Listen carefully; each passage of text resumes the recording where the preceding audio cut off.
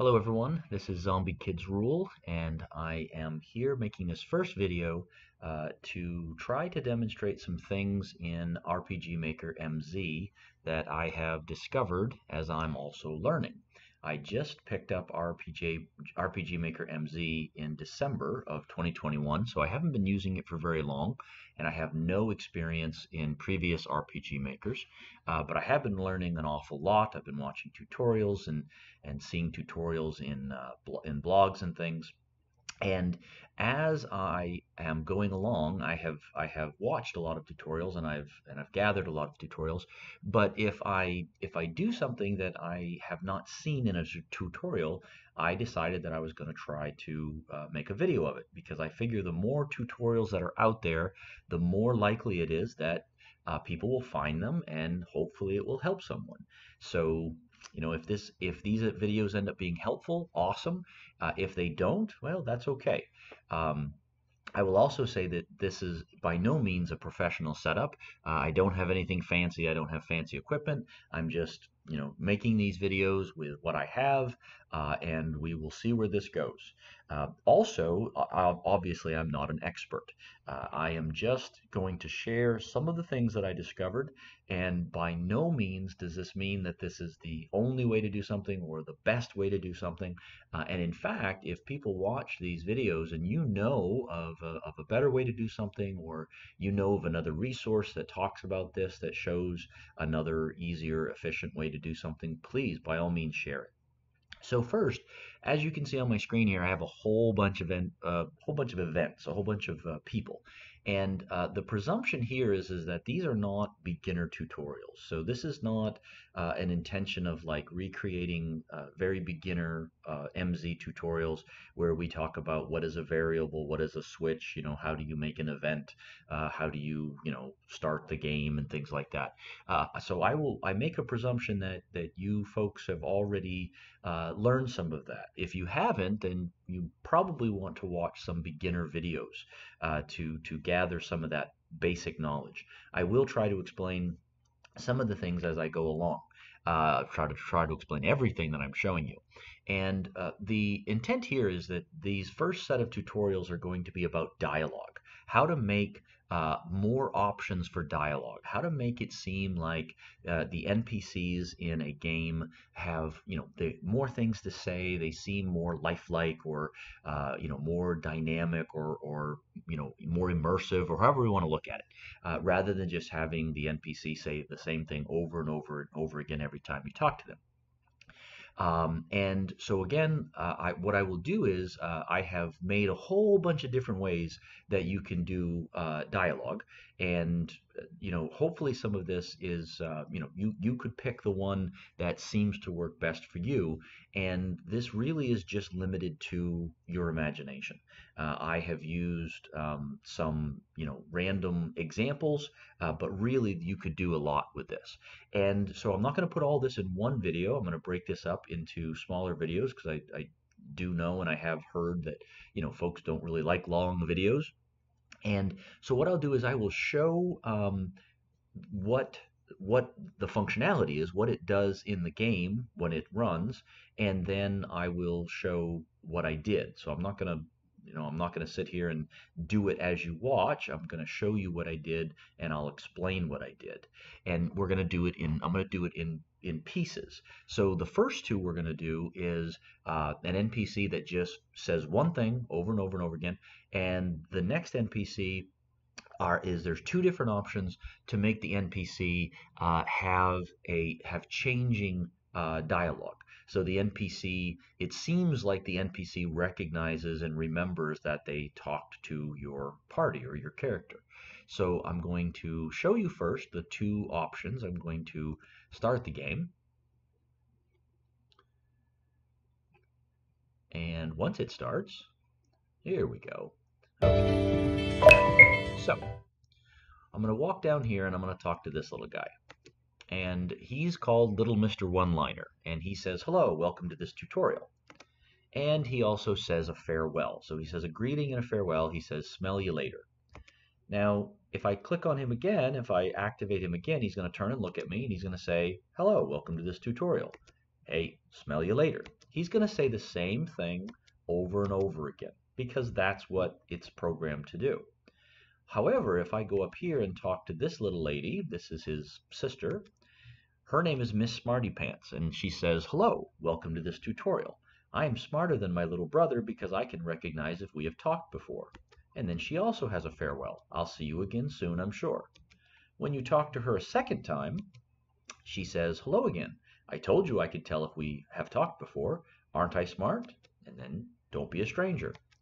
You talk to her a third time. Well, here you are again. You must really like talking to me.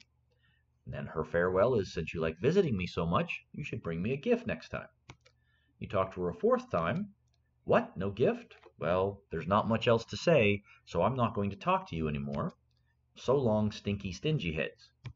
And now if you try to talk to her again, she's going to completely ignore you. She's not even going to turn to face you. She says it seems like the little girl was serious and she is now ignoring you. And now she does that, and it was, created in a certain way. There's an alternate way to do the exact same thing, and I'm just going to show you that it actually functions the same way. So here she says her first greeting, she says her first goodbye, she says her second greeting, she says her second farewell, she says her third greeting, her third farewell, she says her fourth greeting, her fourth farewell, and then she ignores you again. And now, no matter how many times you click on her, she will ignore you. So those are the first two I wanted to demonstrate. And if you already know how to do these, then this video is not going to help you. But if you wanted to see a couple different ways to do what that little girl is doing as far as that progressive text, I'm going to show you. So first we'll show the simplest way, which is just the static dialogue, right? It's the NPC who says one thing because that's what you told them to do, and they're going to do it over and over again. So as you can see here, this is just named something so for ease of differentiation. Dialog NPC option 1. You have your image down here, and we're not worried about movement at this time. Same as character, action button, so that means we have to activate the character. The text here is, if I edit it, we have the face, hello, welcome to this tutorial, and the NPC's name, and then the text for the farewell, and that's all there is to this. So there's only one page. There's no additional pages. Every time you activate this character, it will say the same thing, and the greeting and the goodbye. So if we go up here to the other character, now here is one way to do this, where you're only using 2 pages. You only have to choose 2 event pages. And again, we have our character image, activate the same way. And what we're going to use here is we're going to use a variable. And I created a variable called talked to NPC 1. And the variable at the beginning of the game is they're going to be all set to 0. So I've never talked to this NPC before. The variable will be 0. Because it's 0 when I talk to her the first time, it's going to say this first set of text and then the goodbye. And we're going to see what happens to make that variable change. Because right now it's checking to see what is the variable and what am I going to do. So if it's 0, it's going to say the first thing. If it's 1, it'll say the second set. If it's 2, it'll say the third set. And if it's 3, it'll say the fourth set. At the bottom is where we add to the control variable. So the very last thing this event does is it says talk to NPC 1 is going to be +1. So we essentially added, right? We took the variable and we added 1 to it as the constant. And so when we first activate it, it's a 0, so she says this, and then it skips all these other things because we haven't changed the variable. It gets to the bottom and it changes the variable by 1, and then we exit the event. So the next time we enter this event by selecting the NPC, talk to NPC is not going to be 0, it will be 1. And so she'll say this amount, she'll say this option, and then it'll go all the way down to the bottom, It'll skip through these and we'll add one more to it. So, and then it'll exit so that when we go to talk to her the next time, the variable will not be 0, it will not be 1, it will be 2, and then again it'll add 1, then the next time it'll be 3, and it'll add 1. Now, that means the last time we talked to this NPC, the variable is now 4. The value of the variable is now 4. Our second event page has a trigger or a condition of the variable if talk to NPC1 is greater than or equal to 4, this page is going to activate. And because it's the highest page where the conditions are met, this event will now always trigger until we do something else to change that. And so all this other stuff is exactly the same. And now this is where we see that behavior of, I'm not even going to talk to you. And because it's direction fix, now the sprite doesn't even change to face you when you talk to her. And that's where it'll stay until, or if we were to modify this event and perhaps change the variable number, set it back to 0. If we set it back to 0, then this page would then trigger and we would go through the dialogue all over again. And then once we talk to her basically 4 times, then this page would trigger again. Okay, so that's one option of how to do this, and this is only limited to how much time you want to invest in your imagination. So you could do this with 10 different things, right? Your NPC could say 10 different things, or maybe you might do lore. Your NPC tells you 10 different things each time you talk to them, and you increase the variable one by one each time to move to change what they're saying to you. And then eventually you trigger a last page that basically says, hey, look, I don't have anything else to tell you, right? We're all done. Or you could actually just skip the last page altogether and you could put it right down here. If talk to NPC is, equal to 4, then you could have the ending thing, but then you have to skip, somehow you have to get away from this control variable adding to it, right? Or maybe you can just keep adding to it because it doesn't matter. You could, for instance, here, you could say, you could do the control variable and say, if talk to NPC is, I'm sorry, I'm sorry, we want a conditional. We would say, if talk to NPC is greater than, right, 4, then it's going to do what it's doing on this page. We could literally copy this, come back here, we could paste this, and now if it's greater than 4, right, it will, or actually that would be, sorry, that would be incorrect. We would have to say if this was greater than or equal to 4, then it will do this. And even if we add to the value of the variable after this, it doesn't matter. We can add it up as long as we want. You could click on her 50 times and it won't matter, right? So you actually don't even need this second page. So I'm not going to actually apply that. I'm just going to leave it the way it is. I don't want to save those changes. But now over here, we did the exact same thing, but let's say you don't want to use a variable. Let's say you want to conserve your variables. So, there's a ton of variables you can use, but you just don't want to use a variable. You want it all to be contained within this one event. You can do that. And all this part is the same. And for the first event page, which is, if it's the highest page where the conditions are met, which this one is, then it will start with this page.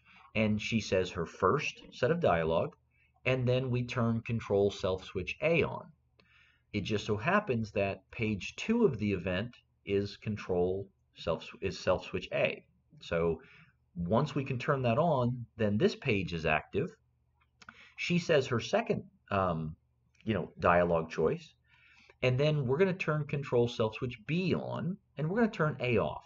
just because we don't need A on anymore, so we're going to turn B on.